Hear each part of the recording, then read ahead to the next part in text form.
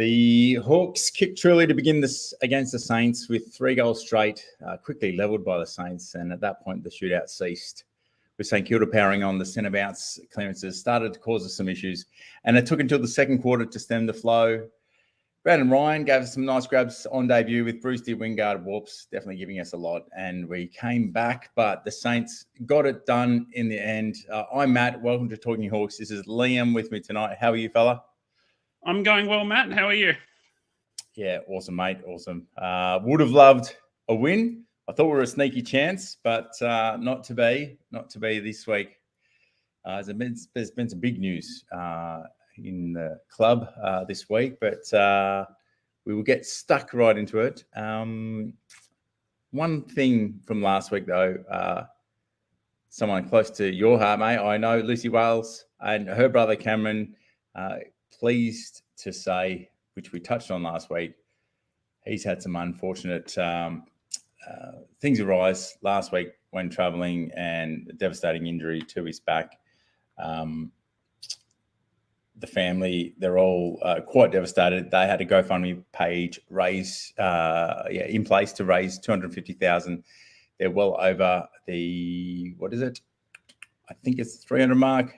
Now they've readjusted that to 500. So if you are in a position to help the Wales family and Cameron, a young 21-year-old carpenter, active young fella who's now got to adjust to life, then please do. We can drop the link in, but our thoughts still with the Wales family. And mate, lots of news. Maxie Lynch. Yeah. Maxie's retired. What were your thoughts? I'm not a doctor, is the first thing I'm going to say, but sure. I can't say I'm surprised. I think we all kind of saw the writing on the wall. To be honest, once he was out for the season, I think we all kind of thought, I don't think he's playing again. His involvement with the AFLW, which, by the way, is to be commended because I don't believe he's actually getting paid extra for that. There'd be TPP issues if you were, mind you. It shows the character of the man. But the fact that he's had to retire at 24, I mean, at this point, we have to say football is irrelevant with this Max Lynch situation. I think I speak for everyone at Talking Hawks. We care first and foremost about his long-term health, physical and mental. He is a terrific human being. And although it's upsetting that it's brought his football career to an end, our only hope is that he has a long, happy and prosperous life ahead of him outside of playing Australian football because he well and truly deserves it. And again, it's upsetting to see his footy career come to an end, but football is pretty irrelevant in this situation. All we really care about is his health. Yeah.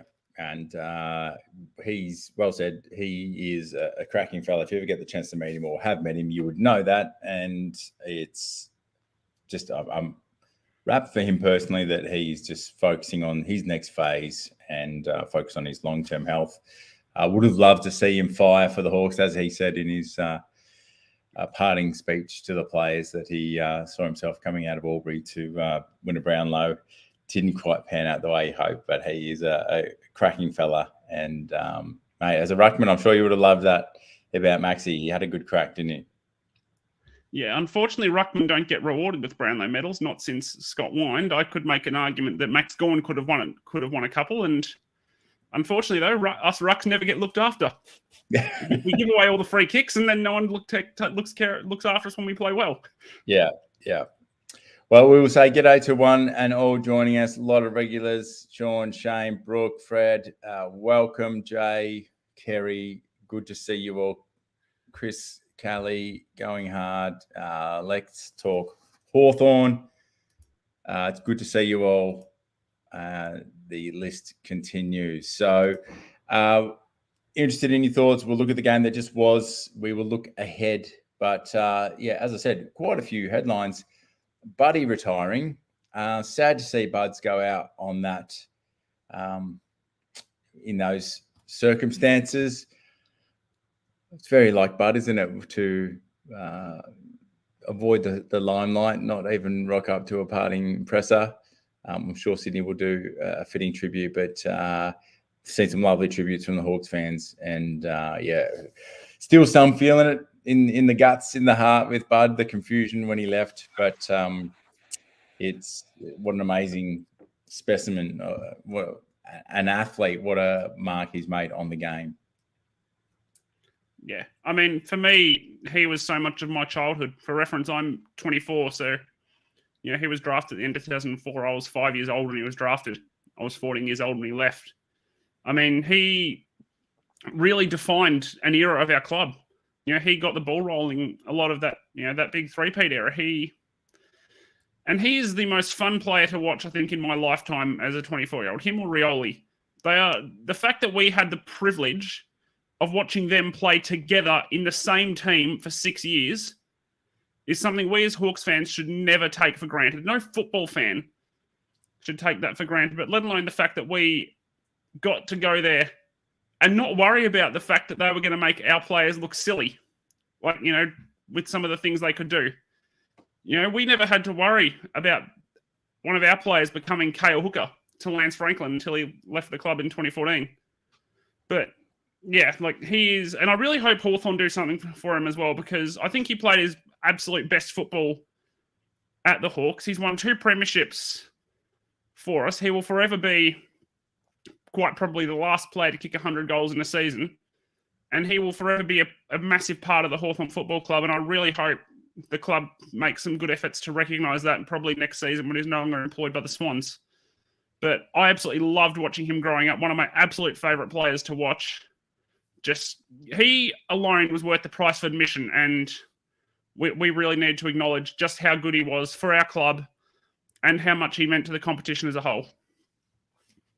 100%. Look, he was a spectacle, like Cyril, one that was universal. I think in that if you're a footy fan, you could just appreciate what they could do, and you're probably mesmerised by it, like us as Hawthorn fans. So I'm sure, I hope Buddy will be at the 2013 10-year reunion. Some of the Talking Hawks crew will be there. So if you were there, come and say good day. But it'd be lovely to see Bud there. And it might be something like that where we see some tributes, Liam, I think. But I think we did, Kerry. I think he's kicked a few more goals on average and a few more points when he was in his playing days with the Hawks. But I saw a stat comparison against his time in the Swans, and it's pretty phenomenal. Number of kicks, goals, points.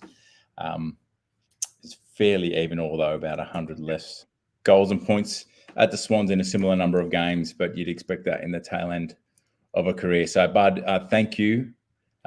We love you.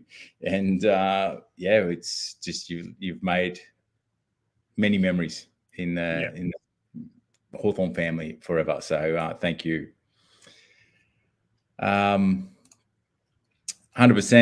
Jambo Glenn, I think you are new. Welcome.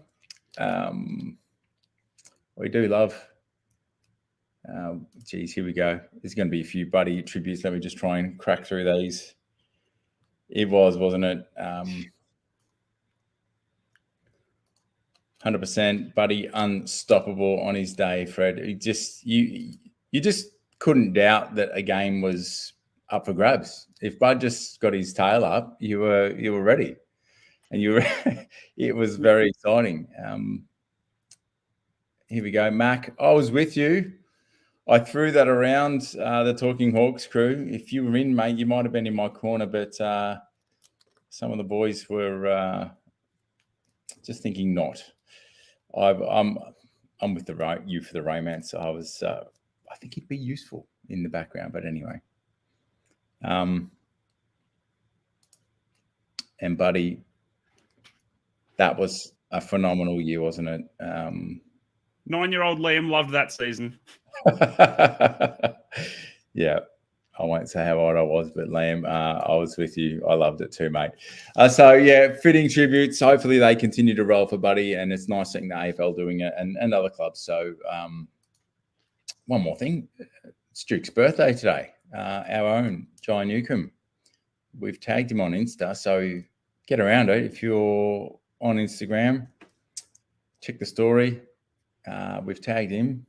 Check the post. Let him feel the love from the Talking Hawks tribe. If you're part of us, it would be nice. We sponsor Jai and have enjoyed following him from his mid-season draft onwards. He's firing the young fella. So happy birthday, Jai. Not bad for a pick out of the mid-season draft. Phenomenal Hawthorn doing their thing. So, mate, let's crack in. We're off to a bit of a start with this game against the Saints, and then by the end of the first quarter, it was 19-56.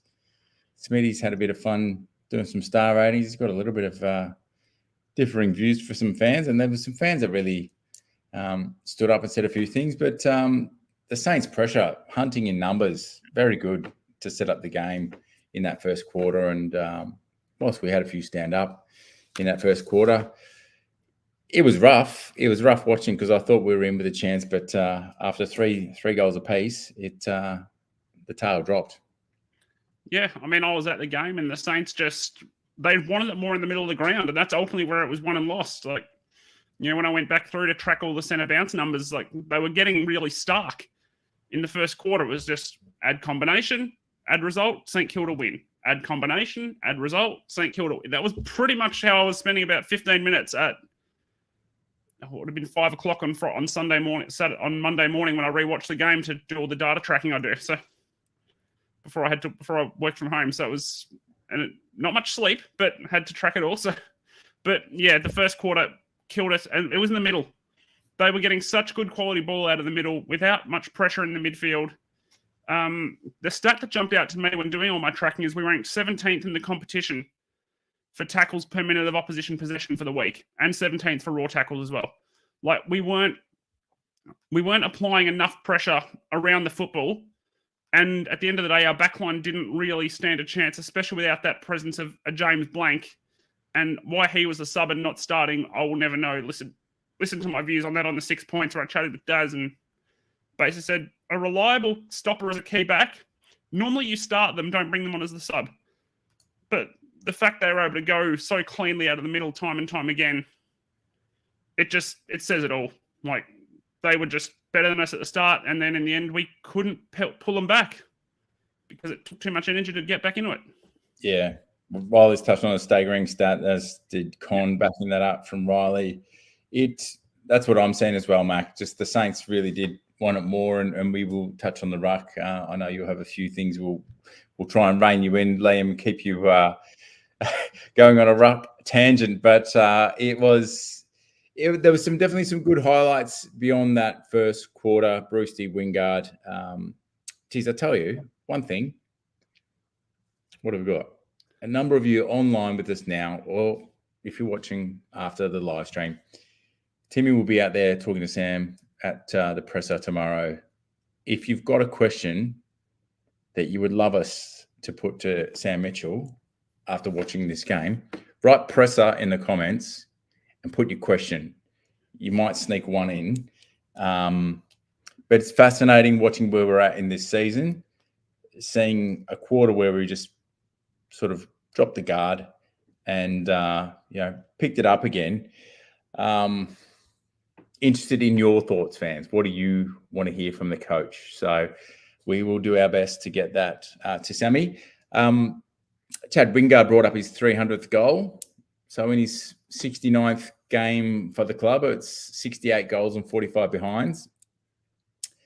In the last month or so, Chad's really turned back the clock, and he's almost, I'm saying it again, I feel like I'm a little bit on repeat, but some comments on the socials. Is he playing for his contract? Is he, he's definitely earning another year, whether it's at the Hawks or who knows. I'm loving what I'm seeing after 2 weeks at Box Hill. Chad Wingard, absolute respect for you, setting an example. Yeah, I mean, he's stepping up and saying, we're a young team and I'm going to at least try and lead. He may not always be able to sustain what he did in the first half against Richmond for 4 quarters anymore. He's over 30, so that won't be a problem. He will only get offered a 1-year contract because that's a pretty blanket rule the Hawks tend to have. That's bullish. I don't think the club will do that, Con, but I'm happy with one. I reckon Chad would take it, and we'll look at another season beyond that if he's still going. Yeah. I also wouldn't be shocked if he were to leave the club perhaps for a contender who maybe offer him a role as, I don't know, let's say we offer him 1 year for 400. They might offer him 2 years at 300 a year or 250 a year even, and say, in our best team, we see you as the sub, like almost as a specialist sub. I mean, if I'm a contender, I think you could do a lot worse than giving up a 3rd or 4th round draft pick for Chad Wingard to get him in for a couple of years and say, you know, could you win us a game or win us a final as the sub? You know, I think that might be where he heads. But 6 weeks ago, I was quite vehemently opposed to Chad Wingard getting another contract.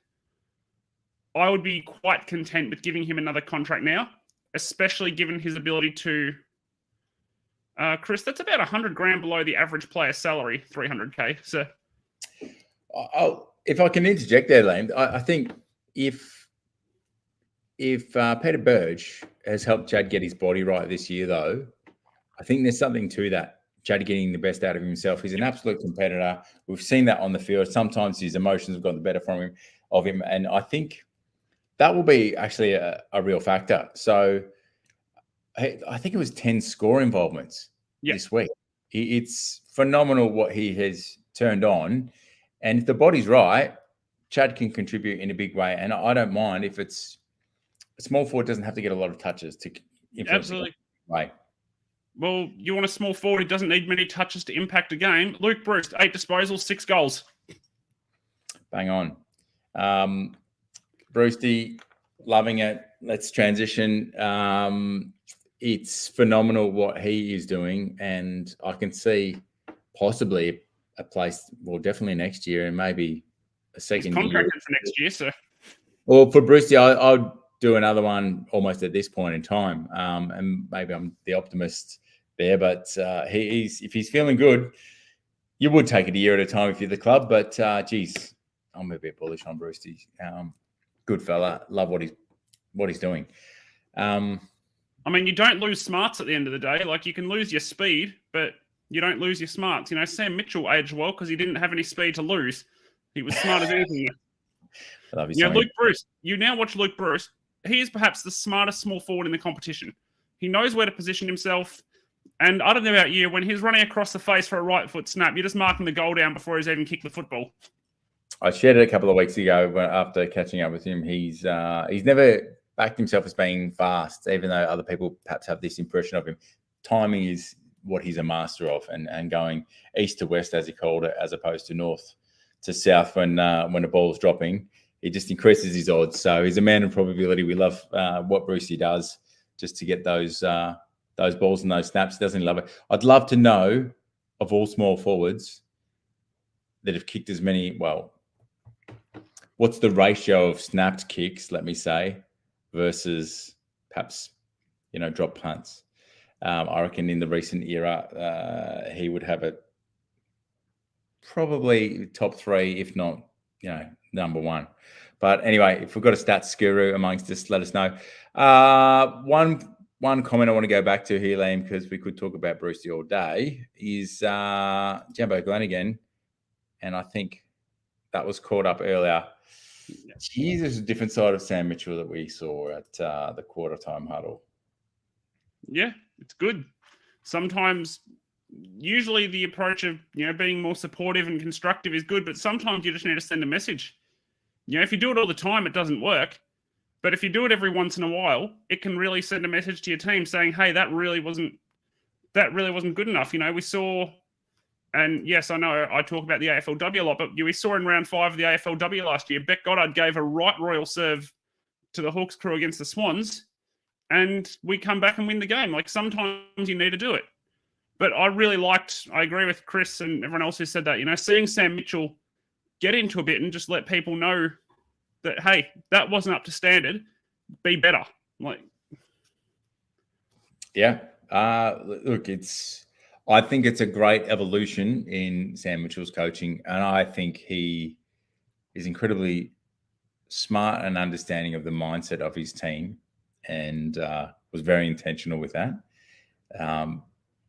Threw it in as a possible question for the presser around tomorrow, that whether Sam is seeing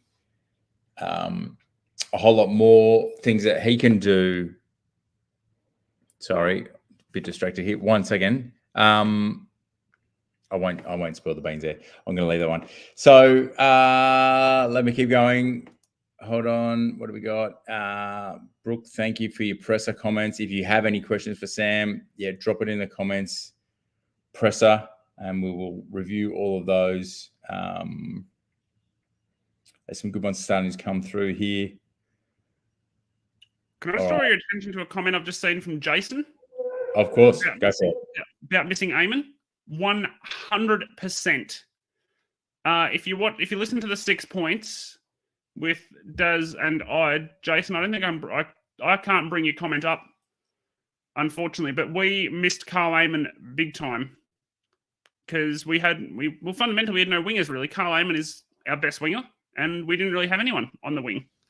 We had a few players rotating through as a functional winger, but we had no real winger. But that comment from Jason, I think, and Daz talked about it on the 6 points really well. So go check that out if you haven't already. On the podcast? Yeah, 6 Points podcast. Go have a listen if you haven't. It was a really, really, you could tell we were missing Carl Eamon in a big way. Yeah. He's such a smooth mover, gives us so much probably compensation. Seeing Will Day, I think his meters gained was 730 odd meters this week. Not necessarily that he's a replacement, but we needed to take the ground, and Carl gives us a lot of meters every single week. So want to talk about the sub though, Liam. So Jimmy Blank, I think Seamus really was a victim. We needed some height and some bulk, and we're just getting a bit run over. Felt for Seamus. I'm okay, though, with the coaches still trying some things and backing in their game plan and their personnel. And I think we probably backed ourselves in with speed initially. And when it didn't work out, I like the decisiveness, albeit I feel for Seamus. Not the greatest for him in terms of a player experience, but I just think it's good. It's a positive thing that we're seeing, even though a lot questioned it. And I know that certainly went around on the socials in response to some of our articles and Smitty's great work. I like backing yourself in. I just don't think a 6'6" fullback is your sub. It's interesting. Unless, I would have played maybe Bramble or ahead of with that from that 23. I think Lockie Bramble is more suited to playing the sub because he actually brings some real run after the game, and we saw how much better the backline was with James Blank in it. He gives that solidity, and he allows James Sicily to really be James Sicily. He means James Sicily and Josh Weddle don't have to be matched up on players as much. They can roam around a bit more and do their job and do what they're good at. I actually think, I know we'll come to Collingwood a bit later. I reckon Josh Weddle might be just due for a rest. He's starting to, those NBA fans around here might know it as the rookie wall. I think he's just starting to hit a bit of a wall as a first-year player, and I reckon could do with a week off personally. But yeah, I like Sam Mitchell backing himself. I still will question James Blank as a substitute player, unless there's an injury cloud, in which case someone shouldn't be playing at all. Well, we've touched on it a little bit in the podcast, so we won't go there again. But I'll tell you what, speaking of Weddle, Timmy did a phenomenal job, and I think Josh Weddle is going to be very well equipped as a player for the media based on the podcast, the interview that Timmy did with him. So if you haven't heard that, check it out on your favourite podcast platform. Love a 5-star rating. I think that one's definitely worthy. But after Joshy Ward and Joshy Weddle, it's some good insights, even just the run and what we get out of Weddle and how they're wanting him to, how Sam's G's him up to have a good run. So let's just see. You get a few insights if you have a listen. So I do love how Timmy helps us get to know these players a little bit more through some of those reports. So let me move to Sicily. Caminidis? Caminiti, yep. Dropped to a fine. Jeez. I'm not liking that one. Yeah, I'd have to watch the replay more than once. I've only seen the replay once. I do think it was an open hand, but I think if the AFL want to show they're serious about protecting the head, and by the current rules, it was probably, yeah, Shane, I agree with you. By the current rules, it's probably correct. I would say the rules need to be changed to actually better show that the AFL are careful and meaningful in when they say they're trying to protect the head. Because actions speak louder than words, and what may be technically correct under the rules probably also highlights the need for a rule to change to better show the AFL are saying, hey, any deliberately inflicted blow to the head, you will miss weeks. I just think we've got the problem of too many rules, quite simply, but harder to adjudicate the more you have. So anyway, we'll let that one rest. Sis will live to fight another day. So I think, geez, we've had some comments here around some possible trades. We're going lots of different places. Did love Warp's game. Definitely had a really good crack. What are you thinking? I heard the strategy of kicking to avoid Sicily, Liam. Did you pick that up as you were observing the game? It did seem like that, but also they engaged Sicily body on as well, and they basically said, we're just going to make it hard for you to get a clean run at the football. And at the end of the day, if you're that consciously avoiding a player, chances are they're in your head. But what they actually did is they just moved the ball really well, and then our back line was all one-on-one. And what that meant is they just said, okay, you're free, you'll get the best position, bang. And that was all due to lack of pressure on the ball up the ground. And yes, they did their homework on Sicily. Sicily still had a good game. Is the strategy, though, what you just said? Is it like avoid Sis, or if you're going to go to him, I don't care who you are, as the second man, whoever's closest, third man, go and outnumber him. Go and make it a hard contest. Yep. It'll be interesting to see how we respond to that, because that's something that we can't continue with. And that's where Jimmy Blank gives us a lot more to straighten up and keep an opposition honest. So we'll see. We'll see. It's no coincidence that James Sicily's game went up a notch when James Blank came on. Put it that way. 100%. Yeah. That's not coincidence. All right, a few comments coming through. Jimmy Warple, do we see him get signed before the end of the season? Liam, what do you think? I think so. It's just negotiations. Sometimes they take a bit of time.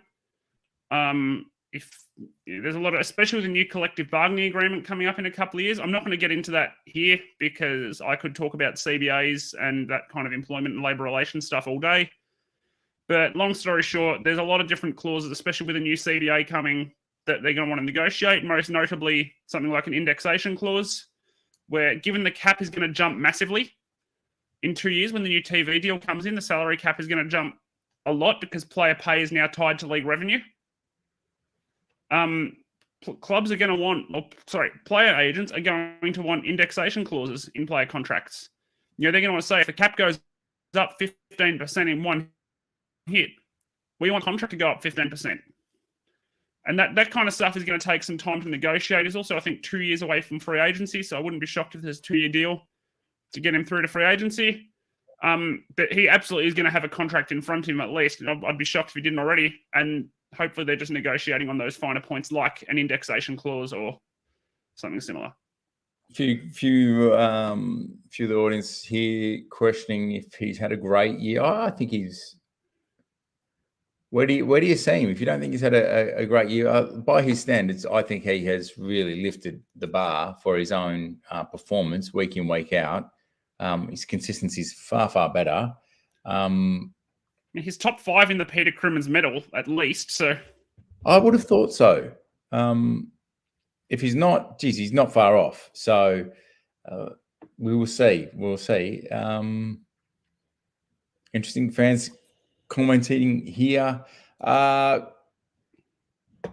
that continues, a little thought around Sean's talking about another article about possible off-season targets. Timmy's done one around some small forwards, and he's named Gresham in the mix. So small forwards, the Hawks perhaps could consider. Check it out at talkinghawks.com. Elijah Hollands is the one I want. There we go. That wasn't in Timmy's list. Well done. Let's see. Real quick, Liam, in 30 seconds, who won, Meek or Marshall? If it was at quarter time, the answer would be Marshall. And I think it was a break even at the end of the day, which to me is a win for Meek because Rowan Marshall is a top 3 ruck in the AFL. Lloyd Meek has on 2 occasions been dropped. Yep. Oh, look, there's been some really interesting comments, some criticisms of Nashi, Frost, Bramble, Reeves and Meek. Even it's fascinating to watch the response, and I wonder how much is the emotional reactions to where we're at. It is an emotional ride for us as fans, but it's not just 1 week at a time. It's going to be interesting. We clearly don't have everyone that is on the list right now will not necessarily be on the list next year. I think that's a given. So as we continue to challenge, but mate, we have too many on the list right now. I'm thinking I might do an article in the next week or two just explaining where our list is in terms vis-a-vis AFL rules, because we currently have 7 rookies. We're only allowed 6, and with a couple, I'll go through what our list looks like. But basically, we're allowed 36 senior list, 6 rookies, and 2 category B. And that's Bennett and O'Hara both are allowed on the Category B rookie list again another year. A lot of people think O'Hara will get delisted. I think we'll keep him because he counts as under different rules. Yep. But yeah, we actually do need to make alterations to our list just to get it compliant, let alone being able to bring anyone else in. All right, we won't carry on that point too much, but I'm sure it's to those that need to know, they know. Well, let's jump into the injuries before we look ahead to this week. So we've got Carl Amon, knees a test, expected return. CJ not available with the groin, to be confirmed. I think we'll see CJ. It's looking like, sounding like he might be getting in game before the end of the season. So it's a shift to our team. I don't mind that he's coming back through Box Hill. Henry Huswaite ankle is a test. Fionn O'Hara test, most likely Box Hill, probably for those 2 lads at this point in time, and Jack O'Sullivan Sull with the groin still unavailable. So it'll be interesting against the Pies. So let's change gears here. Against the Pies, what are we thinking? What a task. It's like, what do you do? There's so many things to try to counter. What I think Sam Mitchell's a really good strategist in many ways, but what a chess game, what a board he's got in front of him right now. It's almost like it's stacked against him before he even moves the first pawn. You've clearly got to look. Nick Dacos hasn't been tagged a whole lot. Some teams have started to do it on the back of the Blues. Beating them, they're probably going to have a point to prove. Probably the healthy loss that they needed before finals. Let's hope we don't feel the ramifications. But the Pies have loved to use the corridor this season a lot. Can we clog that up a bit? My question's around Dacos. Do you tag? I think so. Clog up the corridor. How will we do that? And I've got a couple of thoughts on a few players who might not hold their spots. But those first couple of questions, fans, what are your thoughts? Liam, what do you think on Dacos and then, the game overall against the Pies?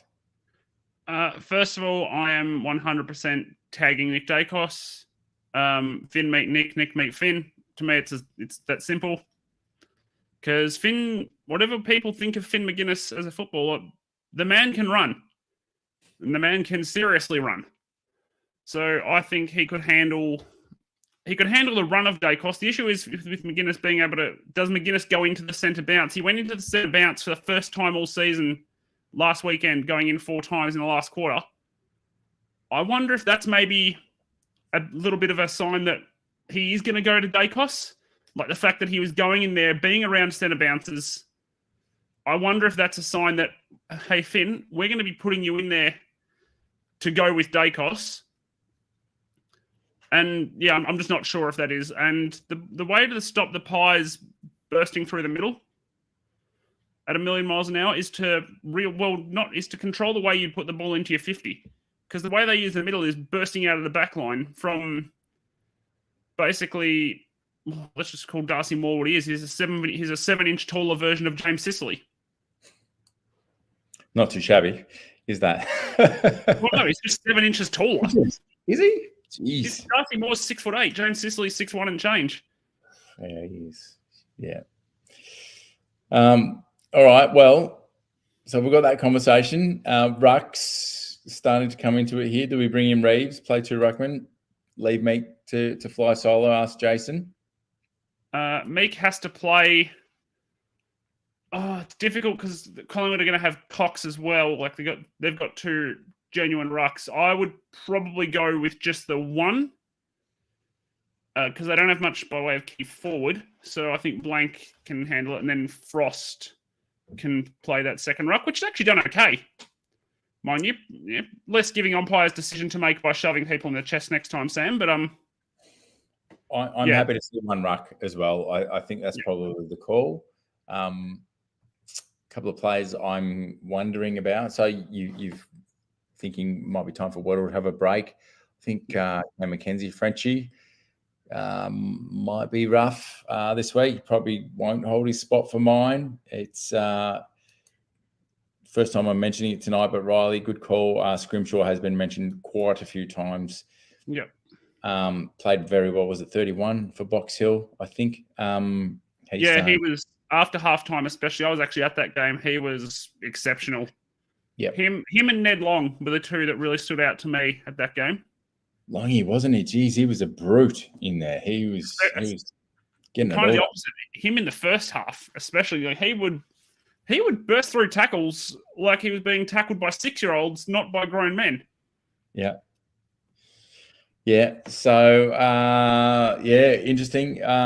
Is there anyone else you think is probably going to be on the cusp of probably getting dropped this week? Who's coming in against the Pies? I think Bramble probably makes way. Yep. If Eamon's fit, Eamon for Bramble is a very easy straight swap. If Eamon isn't fit, we'll probably find a way with Scrimshaw, move Weddle up the ground if he plays. If he gets managed, we'll work that out from there. So I think it's going to be quite interesting to see. We've got a few different options, and a lot of it's going to, for me, will depend on how fit Carl Eamon is. I'm imagining Eamon will at least be named tomorrow night, and then we can kind of kick the can down the road on deciding whether he's fit or not.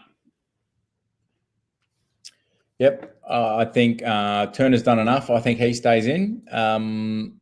For mine, you continue that experiment with another tall. I don't know if he is a temptation to play in the ruck as well, going back to that briefly, but what was the other one that was trending here? Yeah, Frosty. Question marks around Frosty from a few. Didn't touch on it earlier, but that brain fade, I'm sure he's absolutely regretting that. The momentum that we were building up in, I think it was the second quarter at that point. I'm sure he wishes he had that time again. But Butler may have made most of the contact, but he gave the umpire a decision to make. Yeah. If Frosty goes out, who's coming in? Well, if Frost goes out, that also impacts how we go about the second ruck as well. So potentially Denver. I'm probably now in the camp of just let Denver develop at Box Hill for the rest of the year, as much as anything for his own confidence, and just say we're going to give you a good preseason at it next year. Go get some good quality form into yourself at Box Hill. Set up for a finals campaign there. Jekka, interesting. He's been pretty good for the last couple of weeks. I like this. I like this call. I think he's showing enough right now. It might be maybe 3 weeks in succession. We've seen a bit from Jack. Yep, it looks like this is a bit of the consensus here. I can't disagree. The Denver experiment is more forward at Box Hill at the moment. So if you're going a defender in Frosty, even though he did play a little bit forward, pinch hit ruck here and there in the last few weeks, I'm don't mind that move at all for Jack. Yeah, still need to work out that second ruck though. If we drop Frost, we actually do need to work out, okay, who is going to be that second ruck. And how much have you followed Turner? Is he a chance to pinch it? Who? Turner. Oh, Turner. Sorry, what's his name? I've gone blank. Ryan. Who's the big fella that's just come in for us? I just had a Ryan. Yeah, Brandon Ryan. Sorry, I'm Turner. Forgive me, everybody. Brandon Ryan. Let me go with that. He's got the height. He's 200 centimeters. I wouldn't be confident with him taking more than a couple of minutes a quarter, which is all he needs. Clay Tucker, there's no way Clay Tucker's playing this year. His needs way more development, which is fine. He's an 18-year-old ruck. But to me, there's no way Clay Tucker plays. But we've got Brandon Ryan in there who's just showing us a little bit up forward. I really liked him. Target. Is he a chance to do a little bit of pinch hitting if we play one ruck? Yeah. I think if we play one ruck, especially with Lewis showing he'll take the forward 50 from time to time. Yep. And then Lloyd Meek can kind of just not have to run into the 50 and be that very old school ruck of forward 50 is a no-go zone and just sit to kick behind the play. Yep. That is, when I see a ruck playing like that, I smile because that is ruck 101. Forward 50 is a no-go zone. Yep. Look, depending on the ground coverage, the stamina tank, all of that sort of thing, depending what they are needing to do with sneaking forward, dropping back. We just haven't had a marking ruckman we've known and loved in years gone by, and in many Hale and just the big boy. It's the list goes on. But anyway, all right. Let's swing around then. So looking at this game, it is, I think you have to reserve a seat if you want to get there this week, fans, but we need you. We need some loud voices. Let's go to the predictions, Liam. So it's, while we do, give us your predictions, your margin, best on ground. I don't mind what your predictions are, fans. Let us know what your thoughts are. While we do that, we are still in the hunt. The AFLW season is kicking off. We've got Jazz Fleming as one of the players we sponsor. Jump in. Enjoy the experiences with Talking Hawks. There's a chance to meet fans, meet some of the players, Denver Jai, others, Peter Crimmins Medal. You're a chance to come and join us there. Hall of Fame. There's a number of events that we will be doing. If you are a player sponsor with us this year, you get to sponsor all three players. And Jazzy's just been named into as co-vice captain. Yep. So we're on a ripper in Jasmine Fleming. And we're trying, Liam, to get some merchandise over the line that might feature those three. So our player sponsor group might get a chance. But quick question for those listening, you're hardcore with us. We love it. We've got the merchandise ready to roll. I want to know if you can type merchandise in the comments, what you'd be interested in, if any. You might not be interested in any, but T-shirts, long sleeve, hoodies, caps, bucket hats, drink bottles, mugs, socks, whatever. You tell us, type merchandise, what you'd be interested in, and we will have it up. It should be this week. So, but the player sponsors might get some special opportunities to get some cool merch with us. So, enough rabbiting on there. Predictions. I'll just start to meander around here. Kerry's encouraging you all to get there. Let's go. I would carry. It's difficult for me to get down from Canberra, but I won't be there this week. You should have stayed down for an extra week. Worked remote, Liam. Come on. All right. Mac Hawk's gone the harsh whack there. It's love you, Mac, from Europe. Don't think two players quite make a 15-goal difference, but in Mac's eyes, they do. Let's see. All right, Shane's got the Pies by 34 with Nashi. Best on.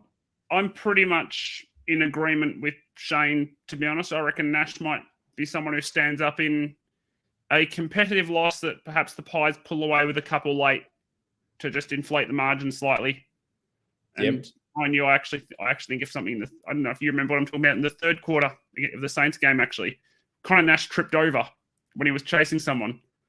He looked like he was about to put someone in hospital. If he didn't trip over, I don't know if you remember the incident I'm talking about in the third. I'm reading the comments. I'm not on memory recall right now, Liam. Sorry, mate. All good. Multitasking.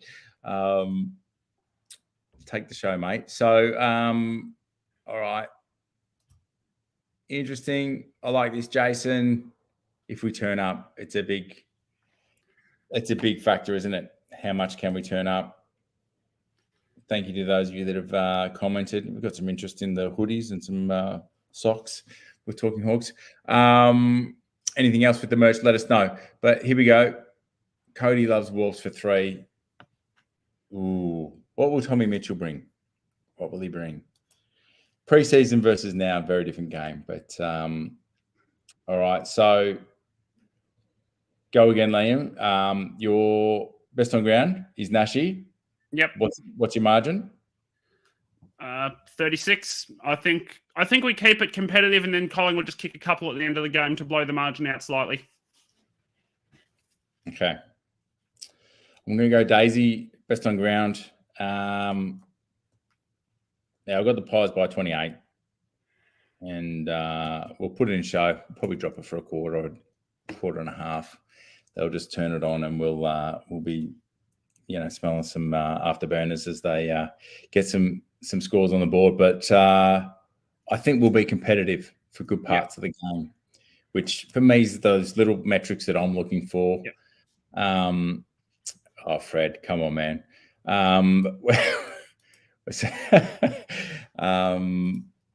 Geez, Jason, how does that get done? I want to know this. That will be Finn McGuinness having the game of his life if he does that. Well, that would be amazing. All right, well, let's see. Be interesting to watch Titch. It's he was borderline was he dropped the other week? Did he miss out? I think they're saying they're managing his body. That's probably smart. For multiple weeks in a row. They're a bit spoiled for choice, aren't they? So, look, we could be there in a year or two. But, all right, well, Hawks fans, if you get a chance, get there, get to the ground, make some noise. The AFLW season is ramping up. You're going to hear this bloke everywhere online as all of that happens on Soaring to New Heights. But, Liam, interested in any of your final takes before we wrap it up? Fans, we've enjoyed the conversation. Thanks for joining us. What are your final thoughts, Liam? Just if you can get to the game, get there. Just Collingwood fans have this tendency to be loud and vocal, and they're in numbers. I'm pretty sure it's our home game. So we need to actually make sure people know that it's our home game. 100%. 100%. Well said. Well, Jason, we will bid you a good night and farewell, everyone. Thanks for joining us tonight, and go the Hawks.